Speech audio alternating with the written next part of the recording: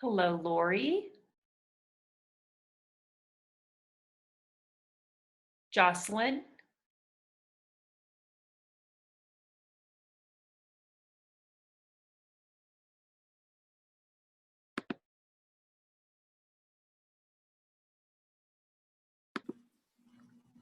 And I just started the recording. So welcome to Neuroplasticity for Fitness Instructors. I'm excited to be doing this. This is the first time I've done this on a video teleconference.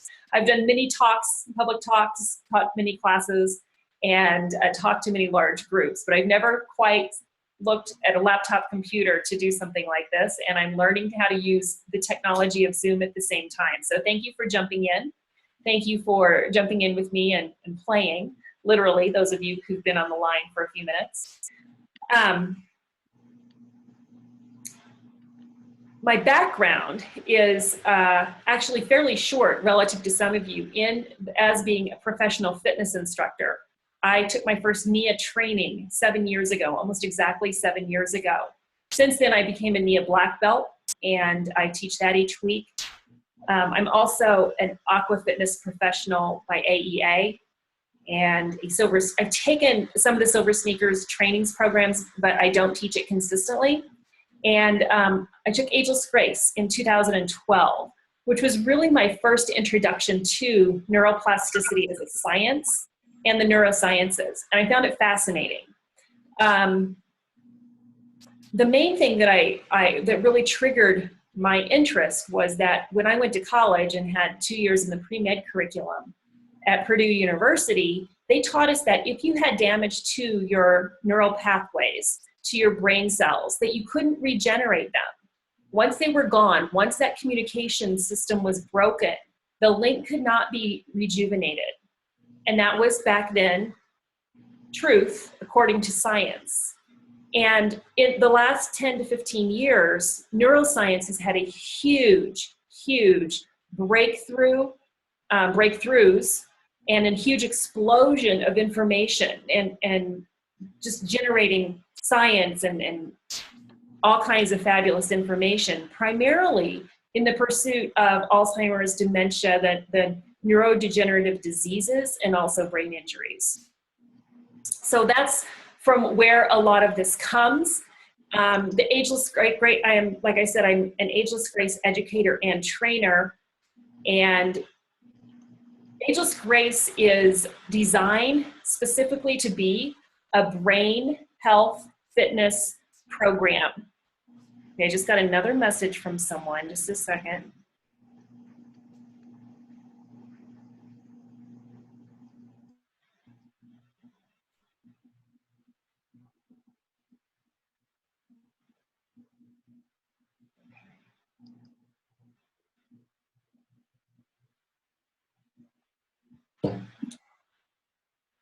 There are 21 simple tools that are designed to be practiced for 10 minutes a day, every day. And Ageless Grace stimulates and activates all 5 of the primary functional areas of the brain, which it's the only program that I know that does that, the first thing. And it's interesting that it's based on so much science and brand new science, and it's so simple. So that's really the beauty to me and of Ageless Grace. But it also encouraged me or interested me to dig deeper into what actually is the research. So part of this presentation is going to be research-based, and I'm going to share my screen with my PowerPoint screen. And you won't be able to see me except down below. And we're going to go through this presentation. I'm wondering what's happening. People are, at least one person has not been able to sign in, so I'm not sure this is a common characteristic with Zoom, but I hope not.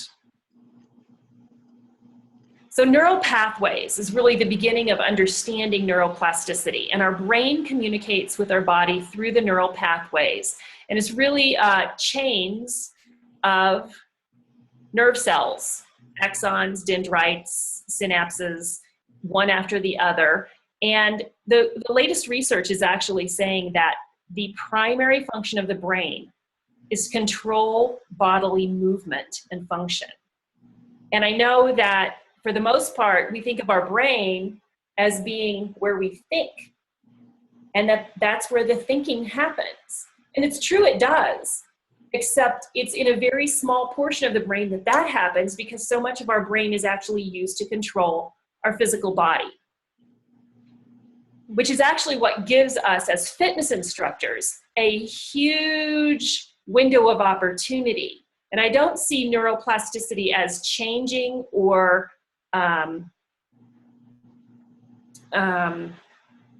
making anything obsolete in what you already know. To me, it's a whole nother layer that really teaches us how to use what we already know about how the body moves. So what is neuroplasticity? It actually is a very large umbrella term. So it'll be used in a lot of different contexts, and it encompasses changes, both synaptic and non-synaptic, in neural pathways. The synapses are the gaps between the neurons where the message has to jump the synapse.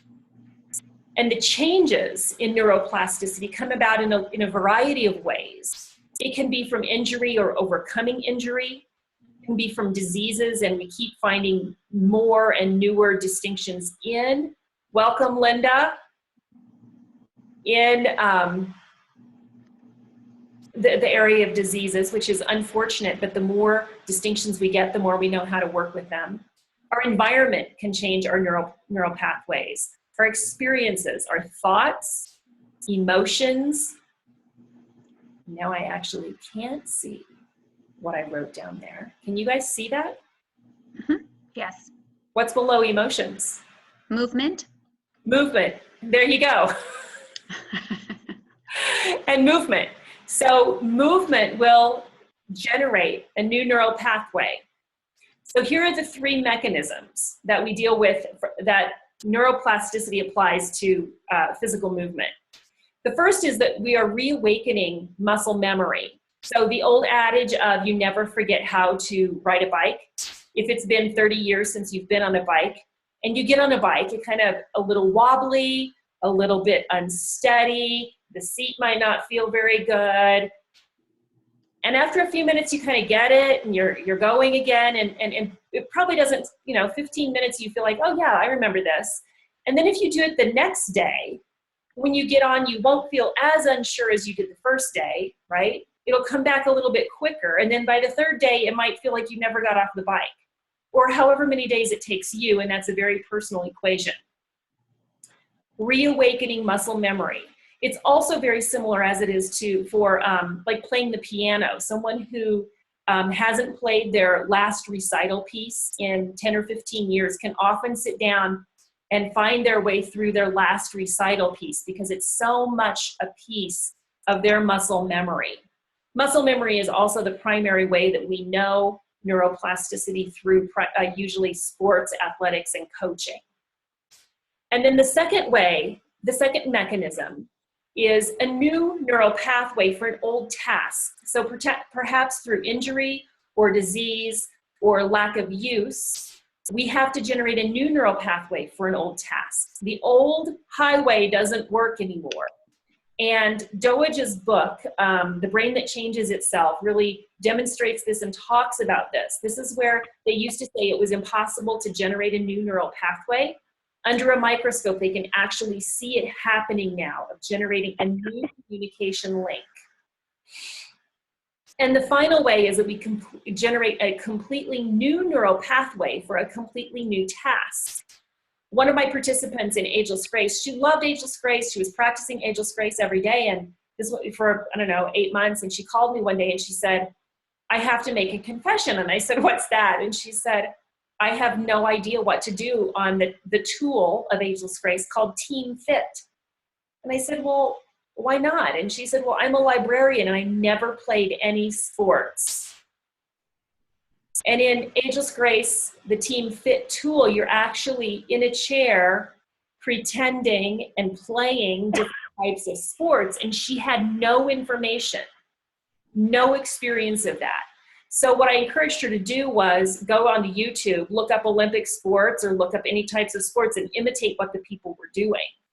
And so she was building a new neural pathway for a completely new task. Now, I've always wanted to play the trumpet, and I've never picked up the trumpet to actually take lessons, but that would be me building new neural pathways for new tasks. Does that all make sense to everybody? Yes. This is the primary book that people will talk about, The Brain That Changes Itself, and it's a presentation really of a lot of the big breakthroughs in neuroplasticity. It's a great resource. There's also a really, if you're not a reader, a really good summary of this book on YouTube. And he wrote a second book, and it has about a 35-minute summary also on YouTube. I highly recommend both of them. But this is his key work, The Brain That Changes Itself. So exercise. This is a kind of cool picture of plain old walking. So the person on the right side had walked for 20 minutes and then they did a brain scan, getting ready to while taking a test. And the person on the left did not walk, they were sitting for that 20 minutes and taking a test. So you can see there's a whole lot more brain activity just from walking. So like I said, most of the research has been done on Alzheimer's disease. What we know right now about Alzheimer's disease is that, so how the research first came about was people who had severe memory decline, when they passed away, they would do autopsy and they looked at their brains and they kept doing this and doing this and doing this. And they said, oh my goodness, all these people have plaques, alpha beta amyloid plaques, and tangles. So the Alzheimer's disease plaques are called amyloid beta protein. Those will be abbreviated later. The Alzheimer's disease tangles are called tau, and those are phosphorylated tau protein. Again, the diagnosis is in autopsy. And that's a thing that most people don't know, because there are a lot of things in the dementia category that behave like Alzheimer's, look like Alzheimer's, have similar symptomology, similar decline, that actually are not Alzheimer's. Not that it matters a whole lot, but this will get interesting as we progress through this data. They're in the process of coming up with a way to clinically diagnose for sure Alzheimer's. So here's what happened. They looked at all these brains and they said, oh, all these people with Alzheimer's have plaques and tangles. So all of the research has gone after trying to figure out how to get rid of plaques and tangles, or either get rid of ones that are formed or keep them from forming in terms of medicine. So that's the primary research. And then finally someone said, well, let's start looking at normal brains for these characteristics and see if they're different.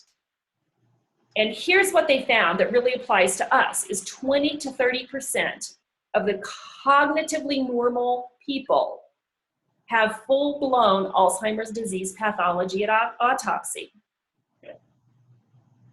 Pretty crazy, huh? Why? So then they started digging into why is there that difference? And this is actually a picture from the research material at the Anschutz UC Medical School out at the Anschutz Center. And on the left, you see a mouse in what they call a normal environment. And on the right, you see mice in what they call an enriched environment. The mice in the normal, and all of the mice are genetically predetermined to have Alzheimer's disease.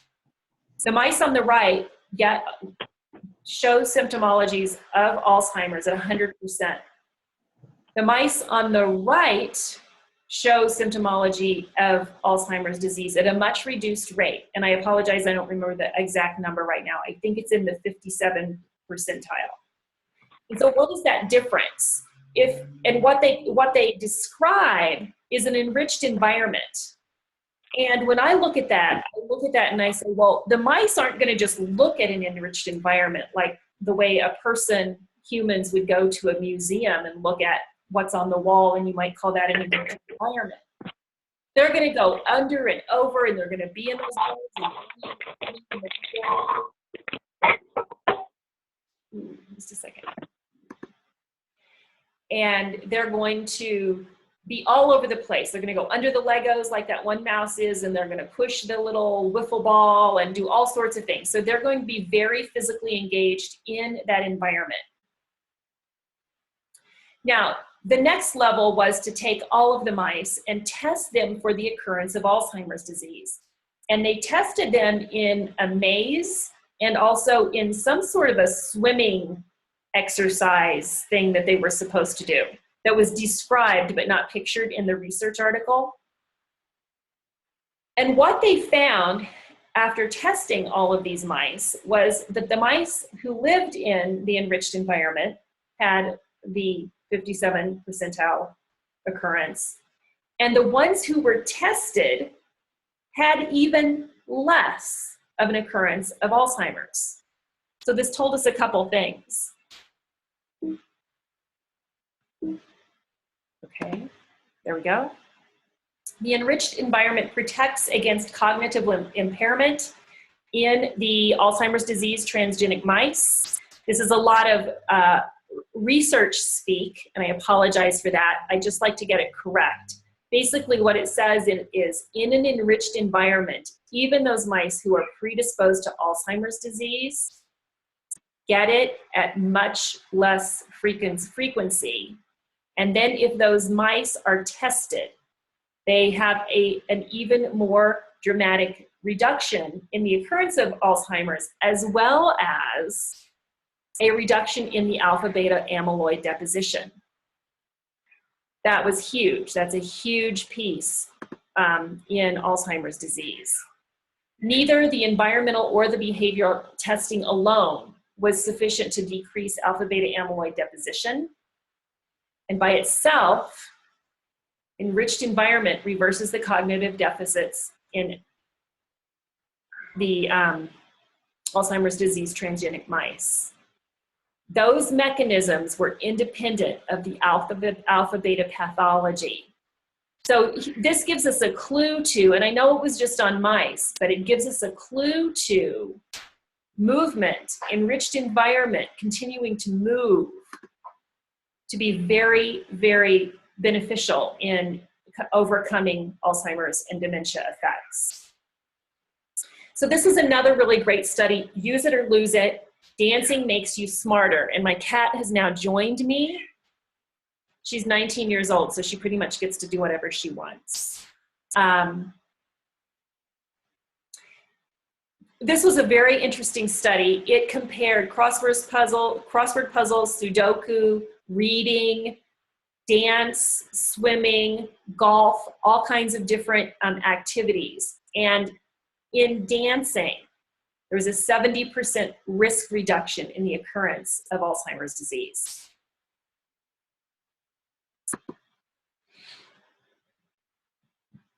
So integrating neuroplasticity into fitness experiences, we see that working the brain is as important as working the muscles.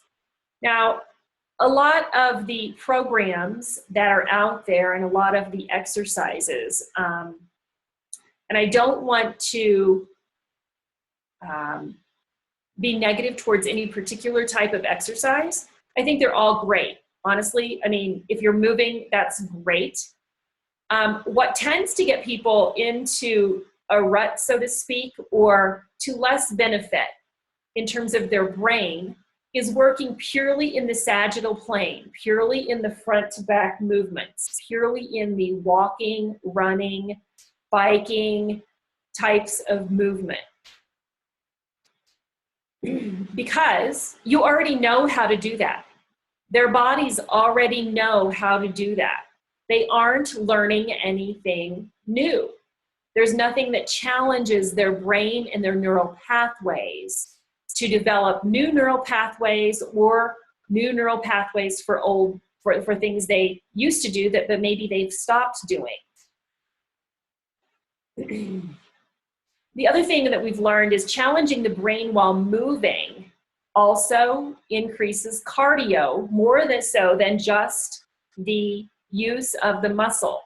So you actually balance the muscles, you move different muscles, and you can avoid overuse injuries. So particularly in the older population, putting them on an elliptical or into a spin class can really be devastating in terms of an overuse type of injury, or getting them to the point of soreness that really doesn't serve them, and potentially would want to then not come to class anymore. So what you want to do is really activate and use and work the smaller muscle groups.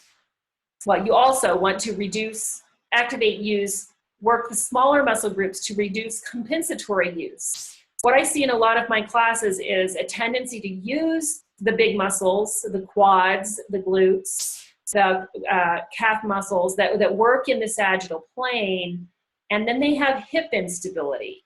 They can't move laterally.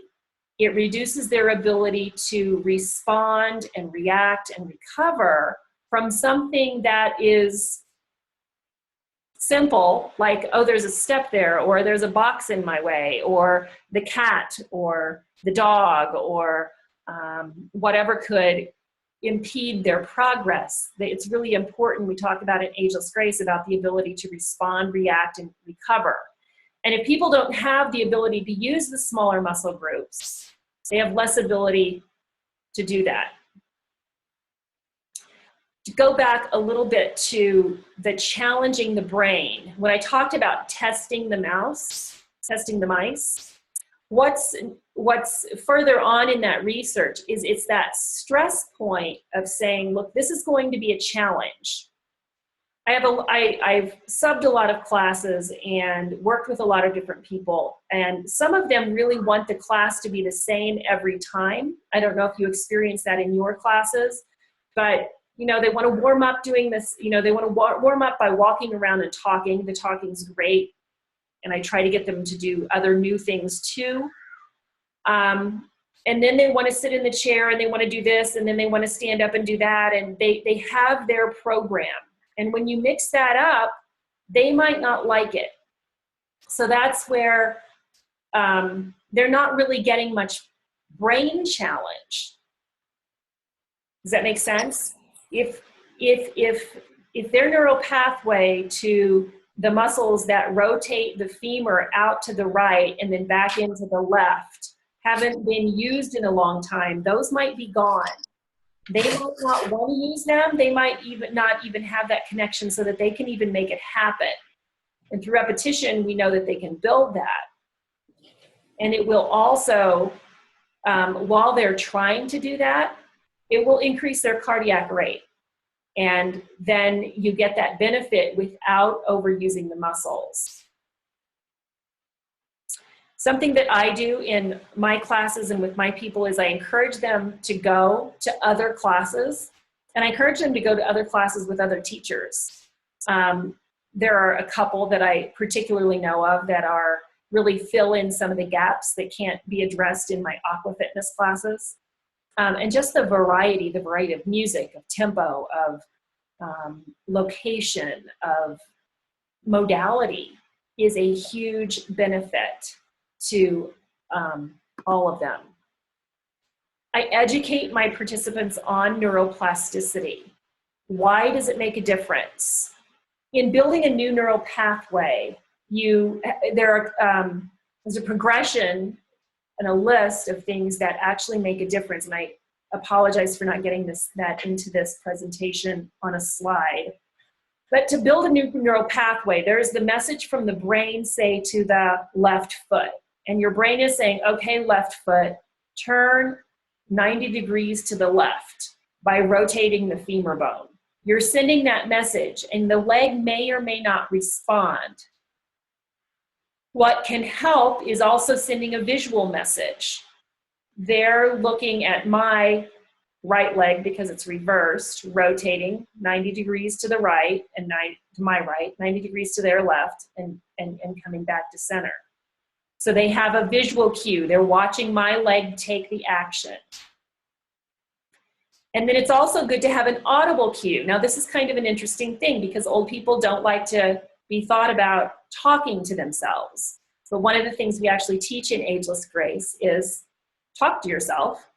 Say, okay, left foot, turn 90 degrees to the left. And then you actually have the audible sensory happening at the same time. Those three components actually have been shown to help build the neural pathway. Big component is attitude, and whether they have a positive attitude about being able to learn something new. Now, I talked about the person who comes to class and really wants it to all be the same. You can shift that attitude and explain to them the benefit. It's good for your brain, it's good for your body, it's good for your memory, and how neuroplasticity works, and make it fun, make it a game. I've had people ask, so if the effort shifts over into stress, then that's when they need to stop. If it shifts into anger, frustration, and a stress, then you're potentially invoking a cortisol response, and you don't really want that. So people have asked, they say, well, how do I know when I'm there? Because I'm working and I'm trying and I'm working hard, and then when do I know when it's tipped over? And my answer to that is when you lose your sense of humor. So if you can still laugh at yourself, it's like, gosh, left foot, what in the world's happening? Why won't you behave? Why won't you turn 90 degrees to the left? And you can still kind of giggle and laugh at it, you're fine. If that tips into anger, frustration, no longer a sense of humor, that's when it's like, okay, let's try something else. Let's go on to the next thing. It's a pretty small, detailed thing. I actually, as a NIA instructor, do what people would call potentially cardio dance, where we're working with a lot of different patterns. And I started off in my elder group with an 8-count pattern, and I continue to build it and build it and build it and build it. And it's amazing what they can actually do now in this one aqua class that I have. Create comfort around, and I said this earlier, create comfort around the multiple input stimuli to build neural pathways. If people are uncomfortable with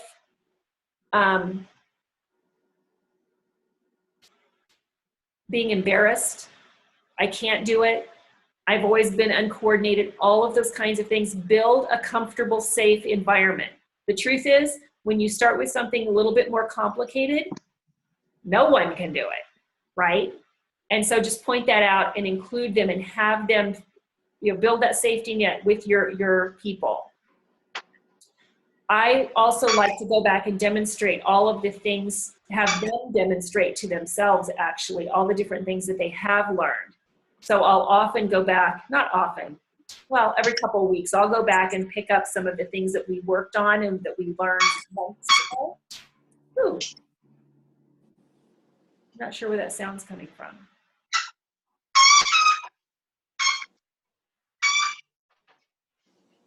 Is that?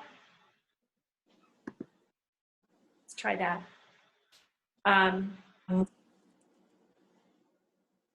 Are you there? Is someone there who has a noise in the background? Okay. And to go through some of those patterns that were part of the building blocks of the whole class, or that maybe we've set aside for a while, and have them experience themselves being successful with something that was very difficult when I first introduced it. Very affirming, and it builds their confidence of trying something new. During a lot of my classes, I will actually tell them, having educated them on the benefits of neuroplasticity and on the benefits of having a challenge of something that they're really going to have to put some effort into, on the benefit of having that challenge create a little bit of stress, but not too much stress. I will tell them in the workout when it's, okay, this is the brain challenge part. This is the neuroplasticity part. Let's go. Let's see if we can get this. I will break it down and make it simple. I will work with them, and I will also push them.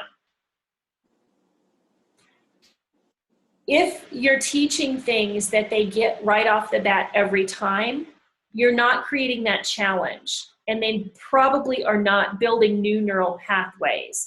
And that's where it's a game of finding out who in the room can do what and how to challenge everybody in the room. And you're all professional fitness instructors and know how to do that well, I'm sure. And again, build your classes with a lot of variety, changing it up. It's really important for them to maintain their functionality, and that primary functionality in the sense of neuroplasticity is the brain.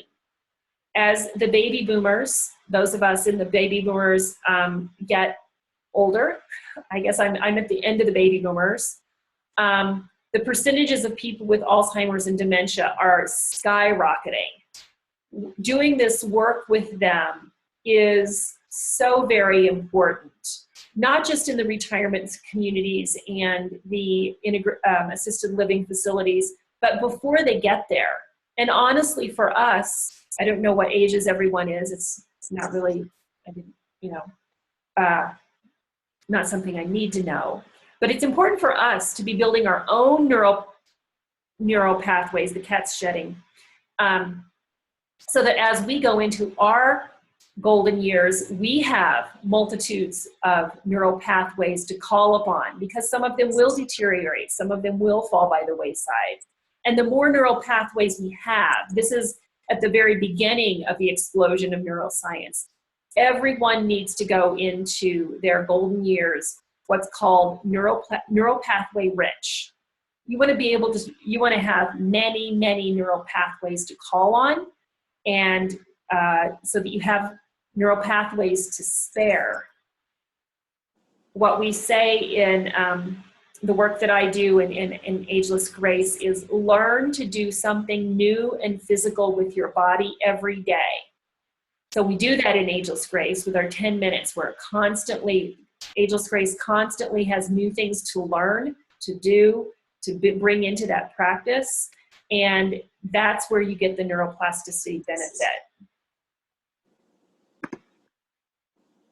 So this is just the basics on Ageless Grace. It's 21 simple tools. It's performed in a chair. One of the reasons, the primary reason it's performed in a chair is because you have to adapt to being in a chair. It's only 10 minutes a day. This is not a sentence to be in a chair. It also levels the playing field so that anyone, literally anyone, can participate full on and get the benefit without any concern for ability or disability. As I said earlier, it stimulates all 5 functional areas of the brain. If you've spent any time with people who are declining due to Alzheimer's or dementia, you may have observed these things diminishing. The 5 functional areas of the brain are strategic planning. Can you look at a restaurant and know that you either have to go up into the counter and order, or you take a seat? Those are simple strategic planning.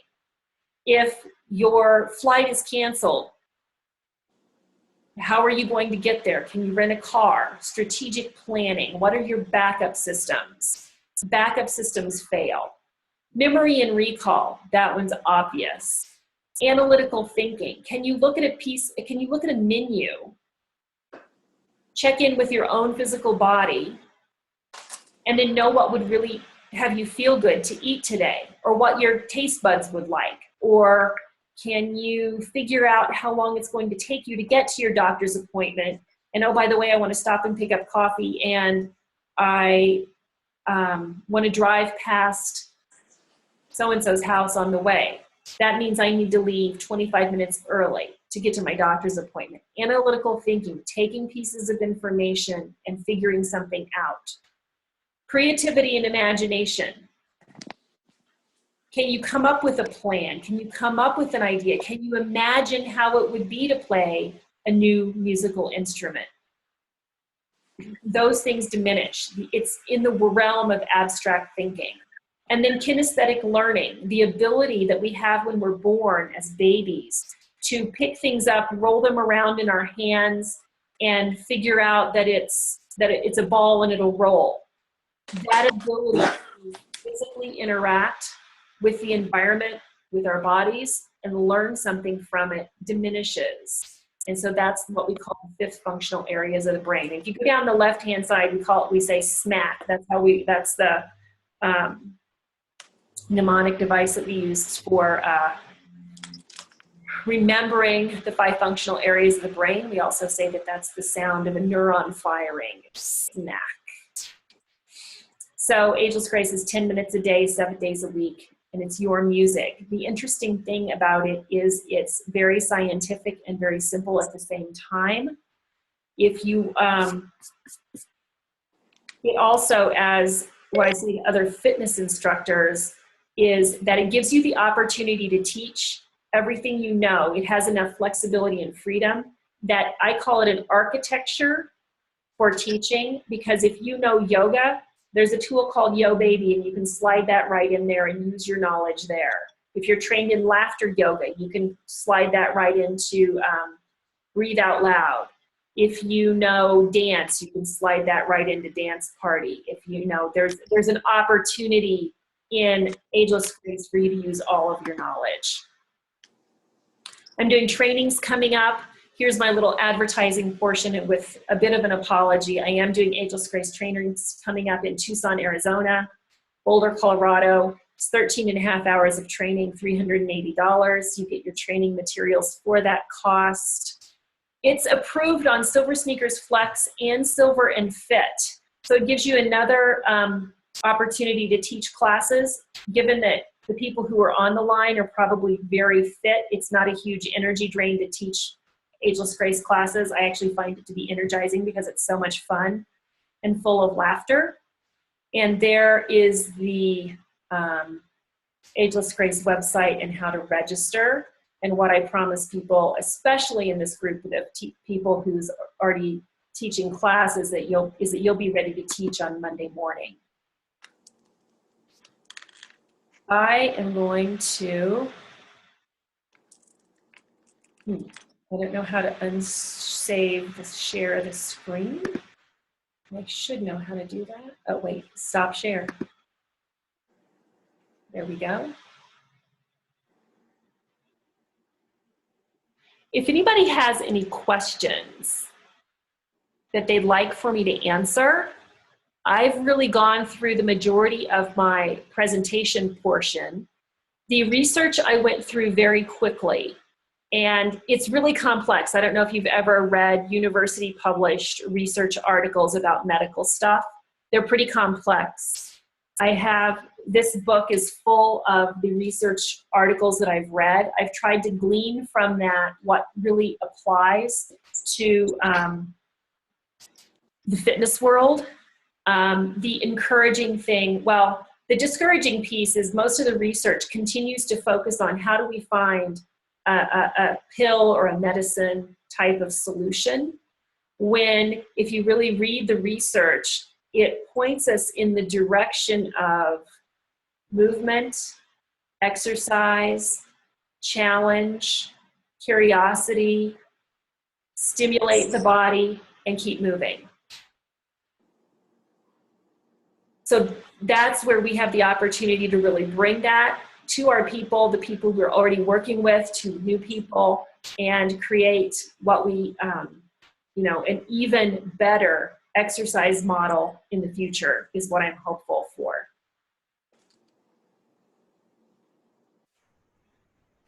I don't have anything else unless you have questions in terms of what I presented or anything else. I don't know what happened to the other, who all is on the line? I came on late, but I'm not sure how the class works, if it's just 10 minutes. The 10 minutes, good question, excellent question. The class, the daily practice is 10 minutes. The classes are 30 to 45 minutes. Okay. So what we want people to do is really do their own daily practice in 10 minutes, and so that they don't get tired of it, they do it, they get ready to go, and they're off for their day. And then come to class once or twice a week to get more ideas, connection to the community, connection to you, and you get to really create a class that's fun and juiced up compared to their personal practice. Does that make sense? Yes, that makes sense. And are you going to be on the East Coast at all?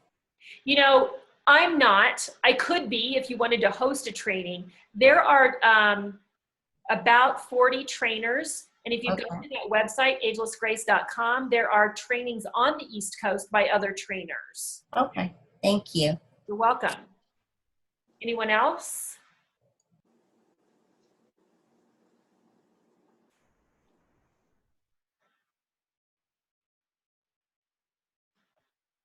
Any other questions? Well, I thank you all. It's an interesting experience. My first Zoom video teleconference. If you want to send me questions later, if anything comes up, you're welcome to. I will probably email you all one more time and just send you a little bit of information about Ageless Grace. I also want to mention, I write for a site called GX United. There's a lot of good resources there for Group X Fitness, Group X Fitness instructors of a wide variety. I'm one of their writers, and on there right now I have 2 articles. One is on neuroplasticity, and the other one is on working with the older population, and I was asked to write both of those articles. This talk is actually summarized on that site. It's called Neuroplasticity, Pathways to a Healthy Brain Through Movement. It's titled differently, but it's written for fitness instructors. So you can find it there. Okay? Thank you. Thank you. Thank you. Thank you.